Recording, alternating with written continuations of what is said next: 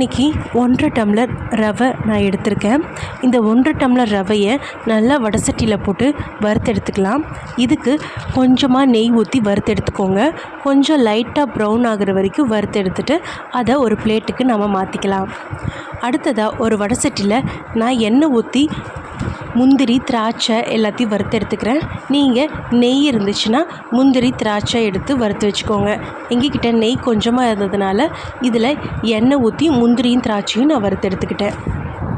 அடுத்தது ஒரு 10 ஏலக்காவை நல்லா பொடியாக்கி நான் எடுத்து வச்சுருக்கேன்.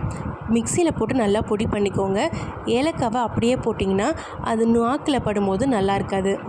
அடுத்தது வடசட்டியில் 3 டம்ளர் தண்ணி ஊற்றி வச்சுருக்கேன்.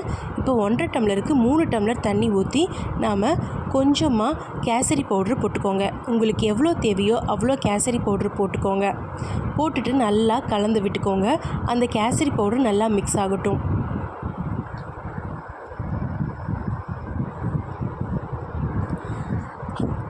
லைட்டாக கொதி வந்த பிறகு நாம் என்ன பண்ணணும்னா வறுத்து வச்ச ரவையை அதில் போட்டு நல்லா மிக்ஸ் பண்ணிக்கோங்க.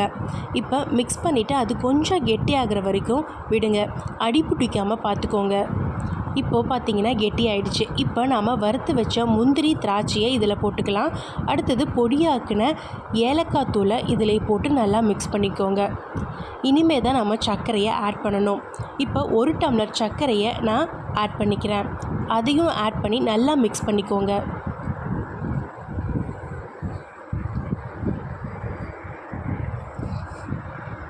அடுத்ததாக நாம் நெய் மேலே ஊற்றிக்கலாம். நெய்யை ஊற்றிட்டு கொஞ்சம் நல்லா மிக்ஸ் பண்ணிக்கோங்க.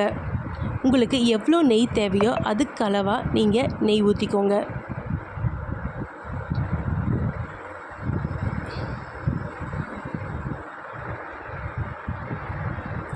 இப்போது நம்மளோட கேசரி கரெக்டான பதத்துக்கு வந்துருச்சு. இப்போ நம்ம பிளேட்டுக்கு மாற்றிக்கலாம். இப்போ சுவையான கேசரி ரெடி ஆயிடுச்சு. நீங்களும் செஞ்சு பார்த்துட்டு எப்படி இருக்குன்னு சொல்லுங்கள்.